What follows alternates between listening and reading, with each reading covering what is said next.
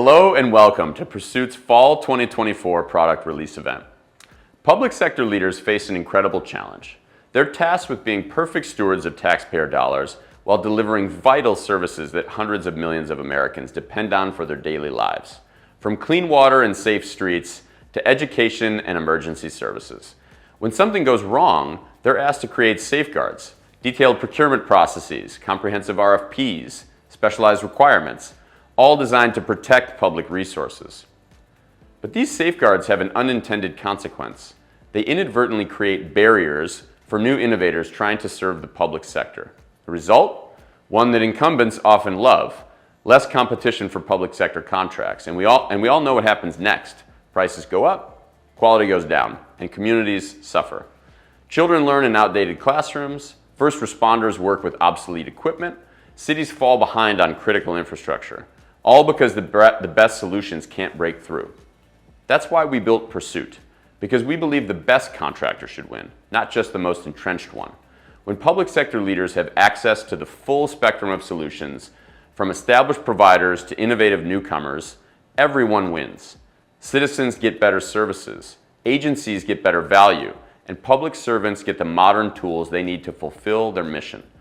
Today, our platform helps leading technology companies transform how they serve the public sector. From flock safety protecting communities to diligent powering good governance, our customers are breaking through these barriers. Their sales teams engage with 5x more opportunities and qualify them 10 times faster. Why? Because when public sector innovators can easily connect with public sector leaders, everyone wins. 29 million documents. That's not just a number. That's 29 million moments when public sector leaders are saying, "We need help." Strategic plans revealing 5-year visions, budget allocations of trillions in spending, RFPs seeking transformative solutions, board meetings where citizens voice their needs and leaders discuss solutions. Each one of these moments represents an opportunity to build a relationship that could transform a community. Let's break this down to the level of a sales rep. In just the last 24 hours alone, more than 117,000 new public sector documents were published across America, many of them hundreds of pages long. Put yourself in your sales team's shoes. With 50 reps, each rep would need to review 2,300 documents every day. Now, just to put in perspective, imagine reading every single email in your inbox from the past year in one day, and then doing it again tomorrow, and then again the next day.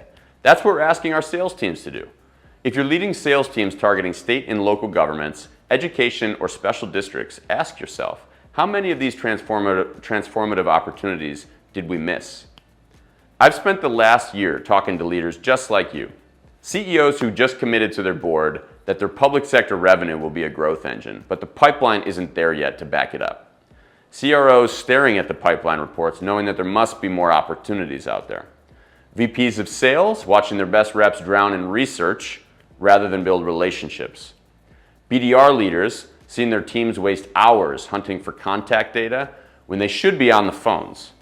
Marketing leaders trying to create territory campaigns without knowing where the real budget lies. And sales ops fielding the same frustrated question from everyone: how did we miss that deal? And here's what keeps coming up in every single conversation. Everyone knows that the public sector isn't won through RFPs. The real winners are in there 6 or 12 months earlier, when budgets are being shaped and the requirements are being written. You can have the best solution on the market, the most compelling ROI, the strongest references, but if you're not in those early conversations, someone with an inferior solution is already in there, subtly weaving their proprietary features into the requirements. By the time you see it show up in an RFP, you've already been technically disqualified. And let's be real, we all know which reps are actually doing the research and which ones are just waiting for something to happen. But what if you could change that overnight? What if every rep, from your best to the rest, could instantly know about every opportunity in their territory the moment it emerges? And today, we're introducing Pursuit Radar. Think about those 117,000 documents published yesterday, the strategic plans, the budget discussions, the early signals that matter. Now, imagine having an AI that never sleeps, monitoring every public sector website, every document, every transcript, and every committee meeting in real time. But Pursuit Radar doesn't just watch, it thinks. It connects the dots that your competitors don't even know exist. That buried mention of cybersecurity in a school board meeting, that connects to next year's technology budget increase. That subtle change in a city's strategic plan. It spots it before an RFP is even drafted. Most importantly, it puts this intelligence exactly where you need it to be, exactly when it needs to be there. Your best reps get the insights that they need to shape requirements.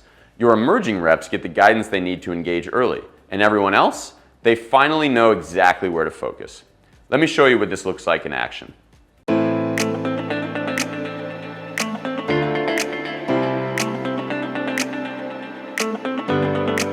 Want to know why some companies win 50% of their public sector deals while others win less than 5%? It's not magic, it's timing. When you understand and shape requirements and build relationships early, you win more deals at higher margins. But if you're chasing RFPs, you're already too late. In 3 minutes, Pursuit will make sure you're ahead of opportunities before they become competitive RFPs. Let's suppose you're a brand new customer of Pursuit's. Here's your welcome email. One click and you're ready to go. First, we'll create your company profile. For this demo, we're setting up Salesforce. Let's enter their website, salesforce.com/government. Watch what happens next. Our AI is now analyzing Salesforce's entire web presence, not just their homepage, but their case studies, their product documentation, their public sector success stories. We're looking for key patterns. What problems do they solve? Which agencies do they serve? And what results do they deliver? In just seconds, we've identified the problems they solve, modernizing legacy systems, enhancing constituent engagement, improving operational efficiency, ensuring data security and compliance. Next, we've identified their core value propositions, streamlined licensing and permitting, efficient grants management, enhanced constituent services, data-driven decision-making. And we've also identified their key public sector personas: Director of Permitting and Licensing, City County Clerk, CIO, Director of Grants and Funding, Finance Director, Program Administrator, Chief Data Officer, Policy and Planning Analyst, Director of Analytics or Research, CISO, CIO, Head of Risk and Compliance. And just like that, we're live. Notice how every opportunity is already pre-filtered for Salesforce's specific solutions. Let's look at one. University of California, Berkeley just published their 2025 strategic plan. They're specifically discussing modernizing technology and data management for tracking constituent relationships. Look at these contacts we've identified: the finance director who oversees the budget, the director of grants and funding who oversees funding across departments, the chief data officer leading the technology initiative. Now let's engage. Watch how Pursuit helps you move fast. Our AI has crafted a personalized email that references specific details from their strategic plan, highlights relevant Salesforce's case studies, and proposes clear next steps. But maybe you prefer calling first. One click and you have a customized cold call script that ties Salesforce's solutions directly to UC Berkeley's stated objectives. Finally, let's say you're the Texas Regional Sales Director. Simply set your territory filters: location, Texas, population, over 50,000, entity type, municipalities, counties, law enforcement. And now you're seeing only the opportunities in your patch. 3 minutes. That's all it took to go from zero to a fully personalized opportunity intelligence platform. Every relevant document, every matching initiative, every right contact, automatically discovered and delivered to your team. Radar is going to be a game changer for every sales team selling into the public sector. To see it live for your company, check out pursuit.us/demo. Moving on. In Pursuit's summer release in August, we introduced Chat with Entities, the all-new feature that allows sellers to quickly get up to speed on a target account. And our customers loved it. And they asked if we could make it so that a sales rep could chat with every entity in their territory. So we did. Today, we're introducing an all-new feature called Territory Chat, the quickest way for a rep to get an understanding of the priorities of the accounts inside their territory.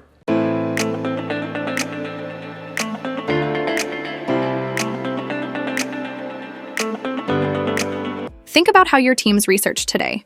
They pick one agency, search through documents, then move to the next. It's slow, it's inefficient, and it means missing connections that could lead to transformative partnerships. Now, watch this. Which school districts are planning to upgrade their student information system in the next year?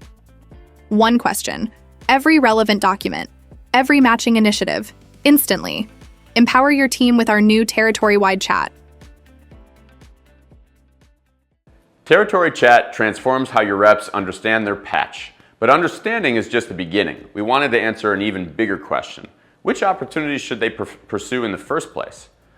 So this summer, we quietly shipped something revolutionary, a machine learning model that studies your victories. It analyzes every deal you've ever won, every deal you've lost, and then finds the hidden patterns that separate success from failure.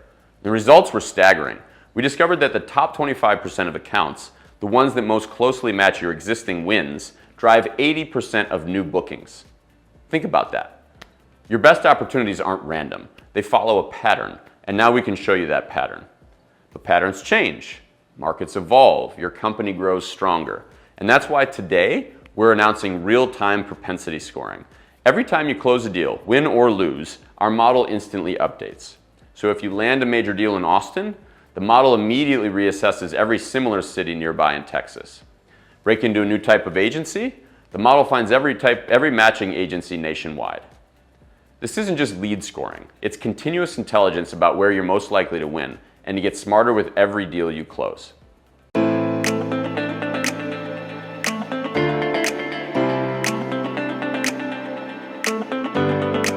Meet our new propensity to buy model that gets smarter with every deal you close. Here's what makes it revolutionary. When you win a deal, it instantly updates predictions across your entire pipeline. Let's see it in action. Close a deal in Austin. Watch what happens. Nearby tech hubs like Dallas and Houston get updated scores. College towns like College Station and Lubbock rise in priority. Media and entertainment hubs like Nashville and Atlanta get refined predictions. Win Philadelphia School District as a customer? The model immediately updates scores for large urban districts like Chicago and Los Angeles, identifies districts with similar per-pupil spending, finds districts running similar technology modernization initiatives. Each win creates these ripple effects, automatically fine-tuning predictions based on dozens of shared characteristics. Your success with one customer helps you spot hundreds of similar opportunities, even ones that might not be obvious at first glance. Your pipeline is now powered by living intelligence that evolves with every deal you close. No manual updates, no waiting for quarterly refreshes. Just continuously smarter targeting based on your latest wins. Let me show you what happens when you combine propensity to buy with intelligent territory planning. Propensity to buy isn't just a feature, it's a complete transformation of how your reps go to market.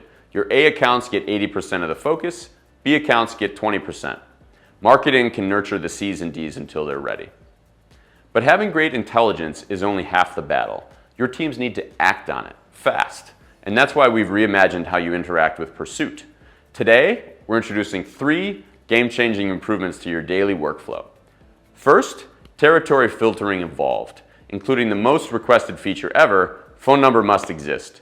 No more wasting time on accounts that you can't even call.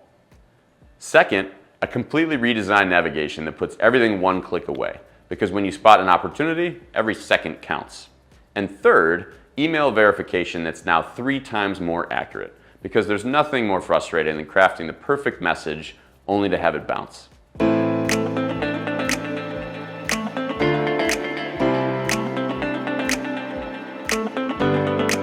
While we're building the future, we're also perfecting the present. Our most requested features are here. Phone number must exist filter to focus on actionable prospects.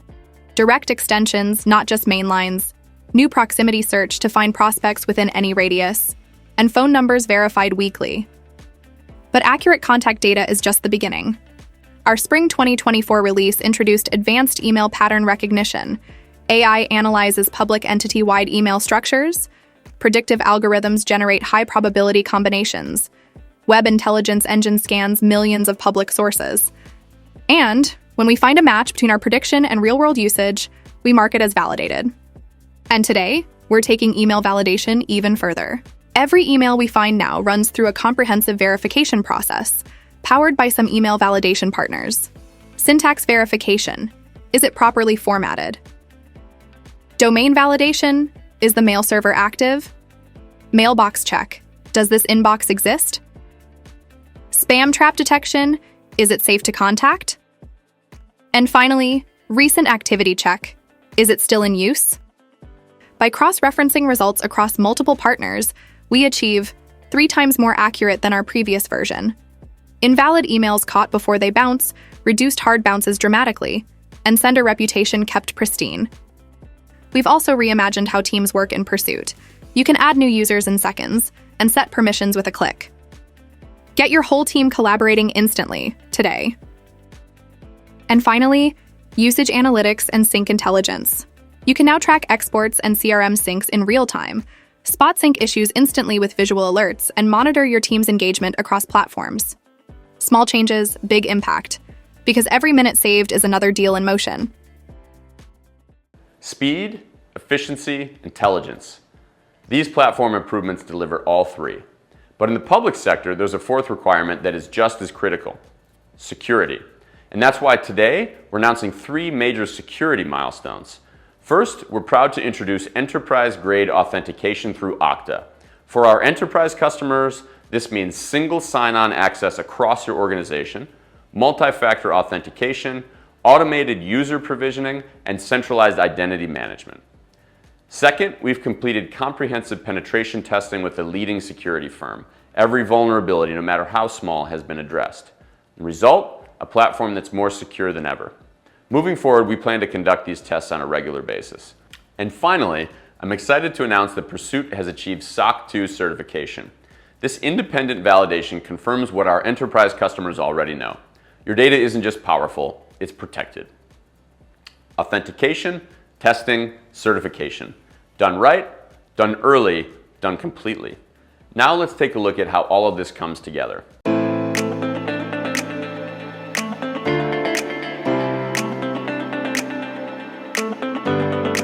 In today's digital world, security isn't just a feature, it's your foundation. Let's explore how we're taking your security to the next level. First, we're proud to introduce our enterprise-grade authentication through Okta. For our enterprise customers, this means single sign-on across your organization, multi-factor authentication for enhanced security, automated user provisioning and deprovisioning, and real-time access monitoring. Next, we put our platform to the test. We invited the world's top security researchers to try to break in. The results? 0 critical vulnerabilities. Every medium and low-risk finding? Already fixed. And we're not stopping. Continuous testing is our new normal. We're also proud to announce our SOC 2 Type 1 certification. This means an independent validation, a rigorous audit, and a verified protection. And all of this builds on Pursuit's battle-tested security foundation. Bank-grade encryption protecting every piece of data. OAuth 2.0 keeping your credentials where they belong, with you. Disaster recovery that guarantees 24-hour business continuity. Secure infrastructure with VPCs as secure as bank vaults. Continuous vulnerability scanning that never takes a day off. Access controls that are always vigilant and never vulnerable. Want to dive deeper? Visit pursuit.us/security, because your data deserves nothing less than extraordinary protection. Let's pull everything we've shown you today together. Pursuit Radar finds the opportunities that you're missing. Territory Chat turns them into actionable intelligence. Propensity to Buy tells you exactly where to focus. And we've wrapped it all in an enterprise-grade platform that is both powerful and secure. But what does that mean for your business? Let's talk concrete numbers. When your team engages early, understanding goals, aligning with priorities, and helping shape solutions, your win rate will be around 60%. But if you're blindly responding to RFPs, your win rate drops to single digits. And it's not just about win rates. Early engagement means better outcomes for everyone. When you're partnering from the beginning instead of reacting at the end, we typically see 40 to 50% higher deal values because you're not competing on price, you're competing on value. And these aren't just statistics, they're real results from companies like yours. In fact, I'd love you to hear directly from someone who's living this transformation today.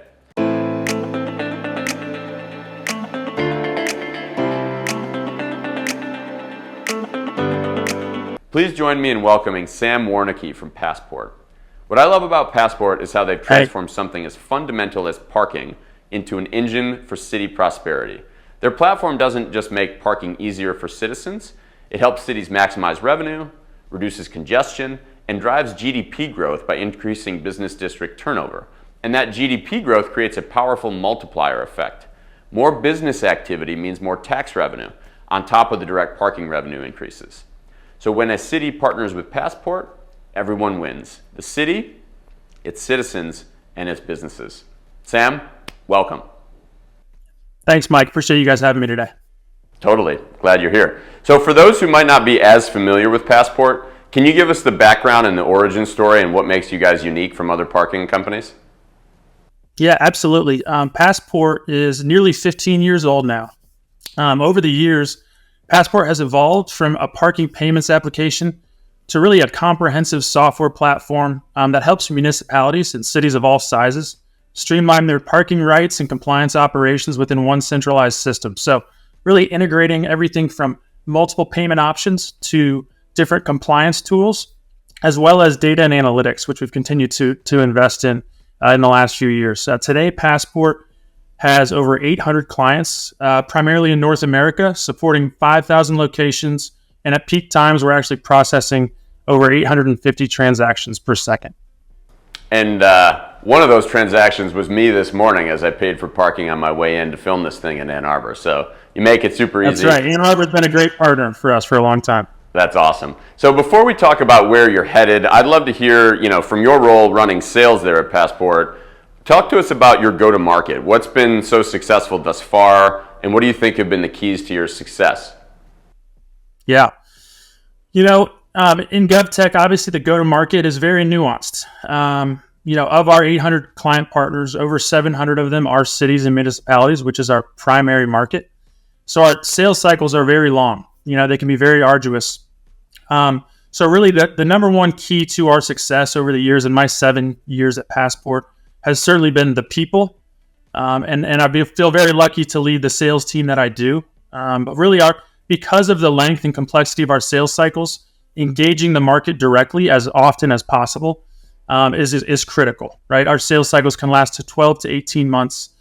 So while you're engaging the market and working these long, complex sales cycles, you've got to continue with the business development and make sure you're keeping the top of the funnel very full, because forecasting those opportunities can be difficult. Because of the nuance within city parking operations, it's very regionally focused as well. So certainly more of a land and expand, working with either a large city or a lot of small municipalities and really building from there, right? References are key to building trust within certain cities and making sure that we have the credibility within the market that we're serving. So getting out in the market, really just making sure we're building relationships, getting involved with regional associations and industry groups and things of that nature. It's very much a consultative relationship-based sale. So that's our focus is having tenured sales reps that are willing to invest time and energy into building those relationships in the market. Got it. That's super fascinating. And I'd be curious, could you maybe you talked about sales cycles being long. Could you walk us through an example of that you can think of? And you don't have to name the city, but from the beginning of the sales cycle all the way through you guys closing it and then going live, talk to us about what that process looked like and how long it took. Yeah, absolutely. So, our average sales cycle can be really north of 12 to 18 months. So there's a lot of different critical steps throughout that process. And really, it all starts with business development and really a multi-threaded approach. I think any mid-sized to large city that we're working with, you're connecting with anywhere from 3 to 4 different departments within the city, primarily focused on that parking and mobility department, but it can go all the way as high up as city manager's office, mayoral offices, and city council folks. So really working across Passport's different teams, from government relations to sales to the executive leadership team. There are a number of different approaches to working with cities. Large cities in Colorado, for instance, we've got a client there that we're really excited to work with on both the compliance and payment side. And that was spread across 4 to 5 years, multiple account executives building relationships, ended up having to go to RFP multiple times. I know you and I have talked a lot about the intricacies of procurements and certainly ways that we try to get around that, right? We work with some cooperatives out there as well to try to just make it easier for the folks that we work with to do business in the market, right? RFPs are costly both for Passport, but also for the city. So really building those relationships across those departments, understanding the value we can provide those different stakeholders, from parking to finance to the courts, and then engaging them effectively to convince them that we are a solution that can provide a number of different assets for them. And it's if we can go through a cooperative, we do, but often the RFPs can add another 6 to 12 months to a sales cycle, certainly. Yeah, and I think the sales process that you just described, what struck me about that is, as a seller, you have to be able to understand the goals and the initiatives that each of the different departments have, and then as a seller, paint a picture of how Passport can help multiple people get done what they need to get done. So I think that's a really it's a fun sale, but it's also a challenging one, like you're saying. It's very consultative. So, and given you've been there for 7 or 8 years now, and experienced a ton of success, and the company's got 800 customers and doing really well, what were some of the challenges that you guys faced along the way from a go-to-market perspective? And maybe do you think the market has evolved over the last 3 years? 7 or 8 years. I know we went through COVID. What's different today from when you started? Yeah, COVID definitely kind of pumped the brakes on purchasing, certainly, and some of the momentum that we had in the market. But beyond that, there's been a lot of change in the last 7 years, both from a technology standpoint and really who we integrate with and partner with in order to provide end-to-end value through a parking operation, for our city clients. But also the way cities engage vendors. A lot of remote work and things of that nature has changed our ability to connect more directly with prospects and clients on a regular basis, which is fantastic. But I think a challenge, and you touched on really the core challenge, which is just the wide array of tactics and strategies and playbooks that you can implement when you're talking to a small city versus a very large tier 1 enterprise city in the US, right? So I think making sure that you're enabling your team with the tools and the process, and also just the training to be able to approach all of those different markets effectively. And I think, so that's, I think, been a complex aspect to building a sales organization at Passport, and we've taken a number of different strategies in order to tackle kind of that tier 1 versus SMB side of the governments we serve. And we're rolling out a new sales structure heading into next year. And so really, the challenge that I face is ensuring that the team I'm putting together has the tools they need and really feel confident in not only our products and services, but really the structure and kind of the fuel on the fire that we're providing them to be effective in the market across all those different segments. Totally. And as I always try to come back to the seller experience, or the AE experience, and I think in your case, given that you have a 12 to 18 month cycle, if you find out about something too late, like when it goes to RFP, for instance, chances are someone else has been in there shaping it for a period of time, maybe even trying to shape the requirements into their favor. And so finding out about the opportunities at the right time is super important. How do you do that? Yeah, so great point. I think pre-COVID, you could rely a little more on those 3 to 5 year procurement cycles, and they were a little more easier to forecast. I think that is something that has changed. Cities are, I think, more eager to extend contracts. If it's not broke, don't fix it. Let's, kind of figure out where our priorities are, where we should be budgeting over the last couple of years. But generally speaking,